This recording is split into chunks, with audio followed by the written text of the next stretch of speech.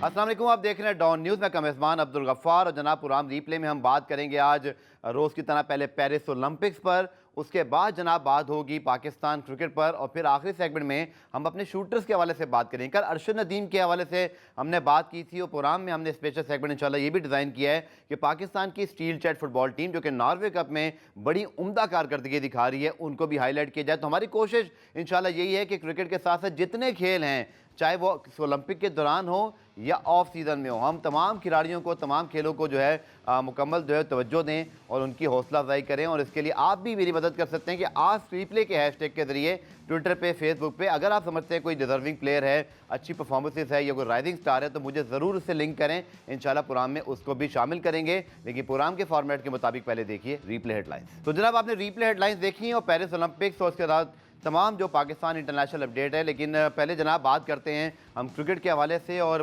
Cricket में नया twist जनाब ये आया कि हम तो कुछ दिन पहले समझ रहे थे कि गैरी कर्स्टर और जयसिंह गिलेस्पी ही इस वक्त अब तमाम स्ट्रोक खेलेंगे फ्रंट फुट पर, लेकिन हमेशा की तरह पाकिस्तान क्रिकेट में सरप्राइज की कमी नहीं। Never a dull moment in Pakistan cricket. और अभी सीनियर सहाफ़ी हमें ज्वाइन कर रहे हैं, पाकिस्तान के बड़े स्पोर्ट्स सीनियर जर्नलिस्ट हैं अब्दुल माजिद भट्टी साहब। वही मुझसे एग्री करेंगे कि कभी ऑफ सीज़न में खबरों की कमी नहीं रही, टॉपिक्स की कमी नहीं रही। उसके साथ साथ गुलाम मुर्तज़ा भी हमें लाहौर से ज्वाइन करें। सबसे पहले माजिद भाई बहुत शुक्रिया आपके प्रोग्राम में ज्वाइन करने के लिए।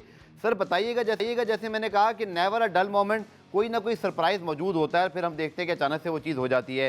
गैरी कर्स्टन, जयसिंह गिलेस्पी के साथ मीटिंग्स हुई, लग ये रहा था साढ़े स्ट्रोक ये दोनों फॉरेन कोचेस खेलेंगे, बट अचानक से साबिक कप्तान वक़ार यूनुस, जिनका ऑफिशियली अनाउंसमेंट अब तक नहीं हुआ, कम से कम मेरी इत्ला में नहीं है, लेकिन ऑलमोस्ट उन्होंने सोना काम करना भी शुरू कर दिया है। माजिद भाई आपको हैरानगी हुई कि अचानक से पहले वहाब रियाज, उससे पहले ज़का अशरफ और अब उन्हें मोहम्मद हफीज़ को रखा था, अचानक से वक़ार यूनुस की एंट्री?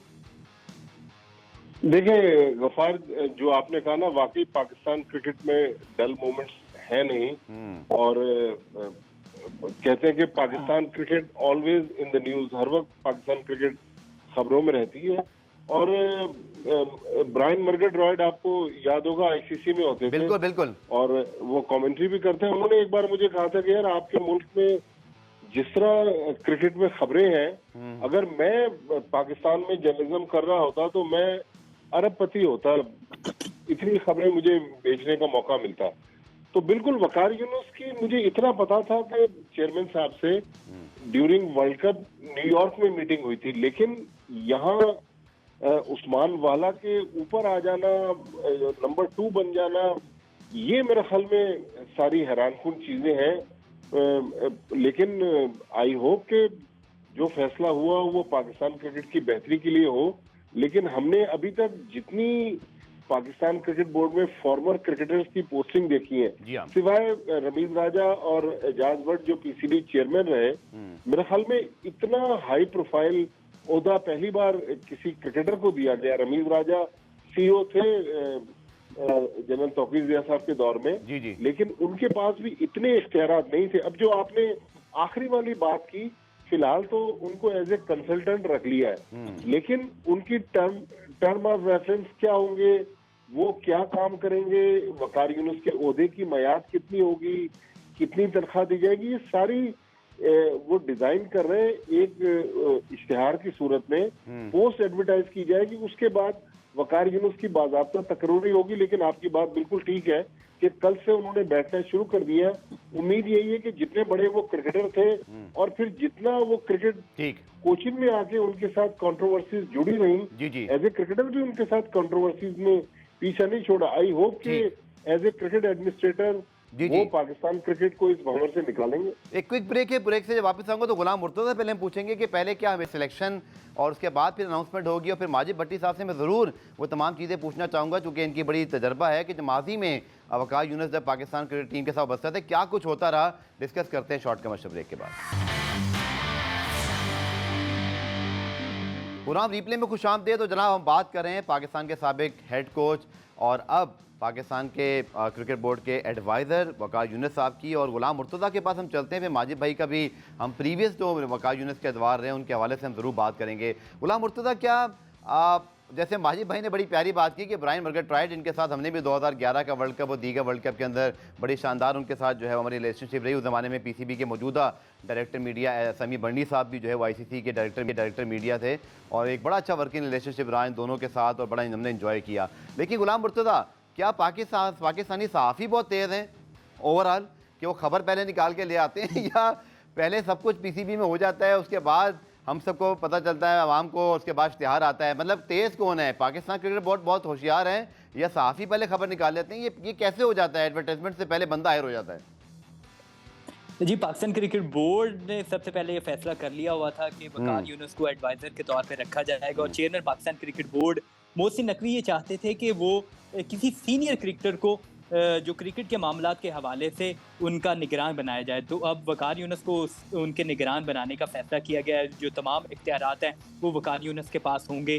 तो ये पाकिस्तान क्रिकेट बोर्ड के आइन 2014 के मुताबिक भी ऐसा किया जा सकता है कि चेयरमैन पाकिस्तान क्रिकेट बोर्ड अपने इख्तियारात किसी दूसरे को सौंप सकते हैं। तो ये उन्होंने आइन के मुताबिक एक फैसला तो किया। पाकिस्तान दूसरी आपने बात की कि सहाफ़ियों को खबर, तो सहाफ़ियों को कोई भी पाकिस्तान क्रिकेट बोर्ड में अगर कोई मामलात होते हैं, कोई किसी शख्स की एंट्री होती है या किसी ने आना होता है, तो थोड़ी उसकी भी वो पाकिस्तान क्रिकेट बोर्ड के ओहदेदारान से ही ये सारी इंफॉर्मेशन भी मिल जाती है। तो अगर बात की जाए तो उन्हें क्या क्या इख्तियारात दिए जाएंगे, ये भी पाकिस्तान क्रिकेट बोर्ड की जानिब से जो बाकायदा तौर पर मुजव्वज़ा एक तैयार किया जा रहा है, और उन्हें तमाम तर जो क्रिकेट के मामलात है, खासकर मेंस क्रिकेट के, उसमें उनको शामिल किया जाएगा। जैसे शोबा इंटरनेशनल है, डोमेस्टिक क्रिकेट है, सिलेक्शन कमेटी है, कोचिज़ है, खिलाड़ियों के एनओसीज हैं, ये तमाम जो मामलात होंगे तो इसको वो देखेंगे।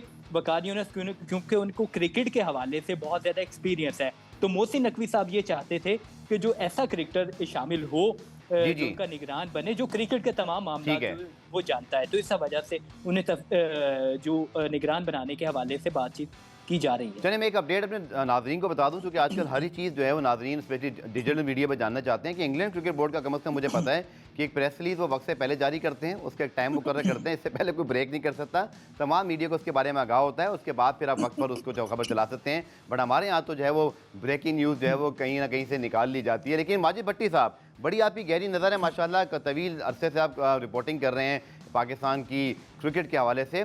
वकार यूनुस बतौर कोच, मैं उनकी इसलिए तो बहुत इज्जत करता हूँ कि उन्होंने फील्ड में काम किया। शायद वो वाहिद लेजेंड है पाकिस्तान के जावेद मियांदाद के बाद जिन्होंने बाकायदा फील्ड में जाके काम किया, हेड कोच रहे, जिम्मेदारियां निभाने की पूरी कोशिश की। लेकिन अनफॉर्चुनेटली तनाज़ात का भी शिकार रहे, चाहे वो शाहिद हफीज़ी वाला मामला हो या फिर अहमद शहजाद उमर अकमल के हवाले से उनके जो रिपोर्ट्स हैं। आप कैसे देखते हैं माजी उनका, और अभी चूँकि टीम के साथ मुंसलिक नहीं है तो क्या वो बाप बंद हो गया है या अभी भी कुछ ऐसी सूरत हाल खुदा ना खास्ता फेस करनी पड़ सकती है? गफार, आप मुझसे पूछ रहे हैं? जी जी बिल्कुल माजी भाई। देखिए, जिस तरह एक दो वाकयात तो आपने बताया कि शायद आफरीदी ने कोच से रिटायरमेंट अनाउंस की, जब ये बॉलिंग कोच थे इनके मोहम्मद आमिर के साथ मसाइल थे, मोहम्मद आमिर ने रिटायरमेंट अनाउंस कर दी। अहमद शहजाद का भी अभी आपने तस्करा किया।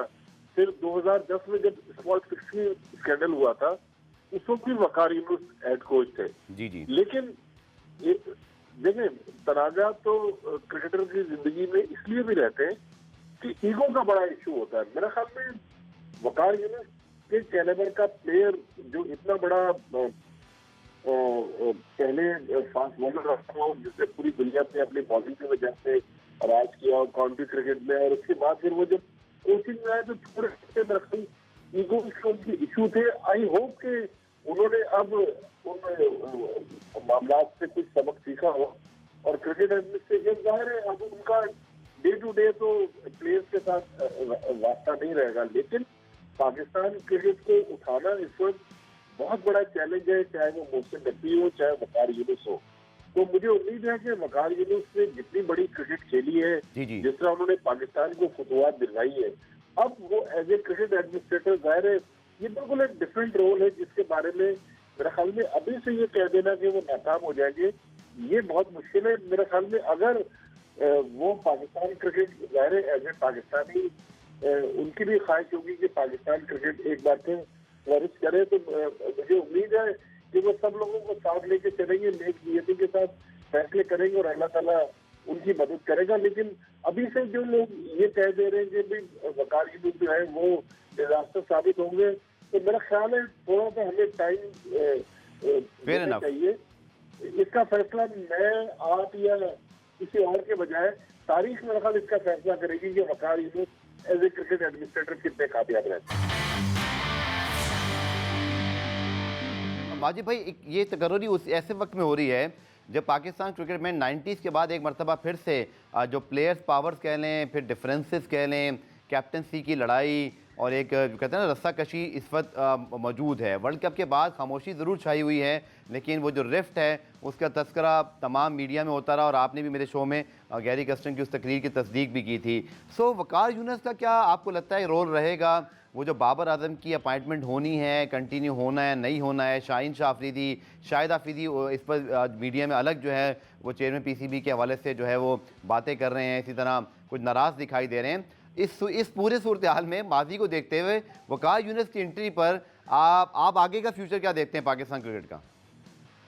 देखिए गफ्फार, आज मैंने इस पर एक खबर भी दी है जी जी कि पाकिस्तान क्रिकेट टीम के जो फ्यूचर कैप्टन है वो पाकिस्तान के हेड कोच डिसाइड करेंगे। मिसाल के तौर पर अब जो रेड बॉल का जो कोच कप्तान बनेंगे शान मसूद, जी जी वो फैसला जैसन गिलेस्पी चेयरमैन के साथ मिलकर कर चुके हैं, क्योंकि चेयरमैन के सरकार ने फाइनल मोहर तो चेयरमैन ने लगानी है। ठीक है। इसी तरह जब व्हाइट बॉल का नवंबर में टाइम आएगा ऑस्ट्रेलिया की सीरीज से पहले, तो वो फैसला जो है वो गैरी कर्स्टन करेंगे चेयरमैन मोहसिन नकवी साहब के साथ मिलकर। लेकिन जो दिगर मामला है वो देखिए पाकिस्तान क्रिकेट के काफी गंभीर मामला है, जिसका शाहिद अफरीदी जो बहुत ज्यादा इस वक्त खबरों में है, उसकी वजह यह है कि हमें भी ये इत्तलात मिल रही है कि शायद शाहीन अफरीदी के खिलाफ कोई डिसिप्लिनरी एक्शन करने जा रहा है पीसीबी।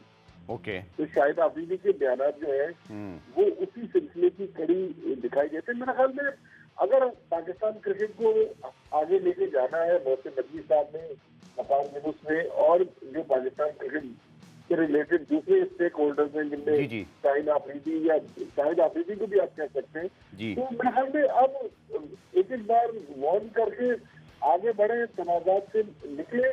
और इस वक्त देखिए वकार यूनुस का पाकिस्तान क्रिकेट में आना इस लिहाज से भी अच्छा फैसला है कि आप देखिए इंडिया की टीम पाकिस्तान नहीं आ रही, ठीक है, तो एज ए क्रिकेटर कितना बड़ा नाम है कि वो कल गंगोली को फोन कर ले, सचिन तेंदुलकर को फोन कर ले, और इवन जय शाह को भी जब वो फोन करेंगे तो जय शाह कहेगा वकार यूनुस जैसे लेजेंड जो है वो मुझसे क्रिकेट में बात कर रहे हैं। तो मेरे ख्याल में मैं इस लिहाज से देखता हूँ कि एक बड़े क्रिकेटर का इस फ्रंट पे आना और पाकिस्तान के जो बड़े मामला होते हैं, ये छोटे मामला, ये तो देखिए ये तो क्रिकेट के साथ साथ चलते रहते हैं, लेकिन भारत की टीम अगर मोहसिन नकवी साहब और वकार यूनुस मिलकर कोई लॉबिंग करें, इंटरनेशनल क्रिकेटर्स को इन्वॉल्व करें, तो ये पाकिस्तान क्रिकेट की बहुत बड़ी सक्सेस होगी। ठीक है। गुलाम मुर्तज़ा से मैं एक सवाल कर लूँ, माजिद भाई आपसे एक आखिरी सवाल मेरे ज़हन में।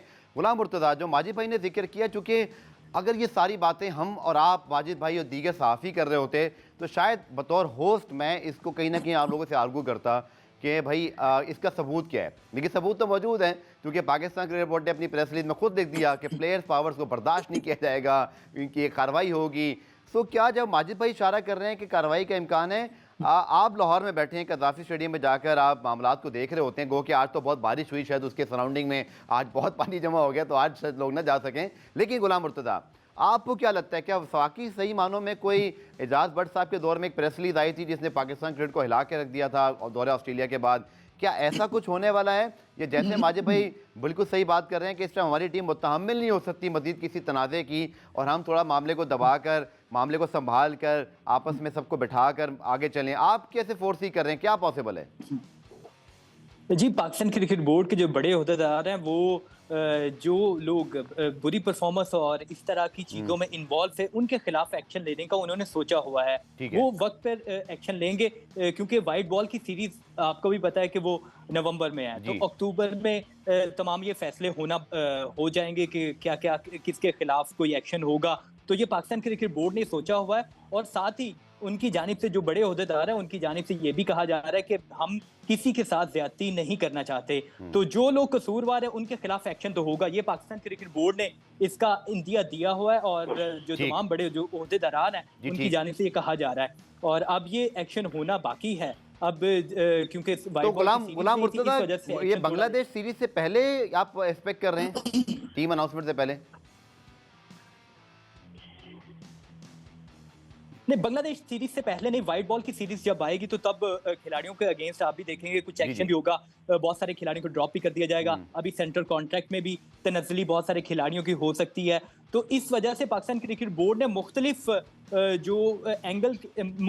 एंगल से इन खिलाड़ियों के अगेंस्ट एक्शन करने का सोचा है। अगर किसी खिलाड़ी को थोड़े पैसे मिलते हैं तो वो भी एक एक्शन की सूरत हो सकती है, और किसी खिलाड़ी को ड्रॉप किया जाता है तो वो भी उसकी परफॉर्मेंस के हवाले से किया जा सकता है। तो इस तरह पाकिस्तान क्रिकेट बोर्ड ने एक लाएअमल बनाया है, और वो जल्द उम्मीद कर रहे हैं कि व्हाइट बॉल जो सीरीज है उससे पहले ही एक्शन होता हुआ दिखाई देगा। चलिए, आपसे माजी भट्टी साहब, हमारा आखिरी सवाल आज के शो में, बहुत ज़्यादा बात हो रही थी कि सिर्फ बाबर आजम कप्तान रहेंगे नहीं रहेंगे, लेकिन फिर ये बातें भी मौजूद हैं कि जब वो दोबारा कप्तान बन रहे थे तो शायद उनको बोर्ड ने यकीन दहानी कराई थी कि आप लॉन्ग टर्म है, लेकिन आपने देखा है माजी में जब क्रिकेट बोर्ड पे प्रेशर आता है तो फिर वो यकीनी तौर पर क्रिकेट बोर्ड अपने ऊपर से चीज़ें हटाने के लिए खिलाड़ियों की तरफ ही बढ़ता है।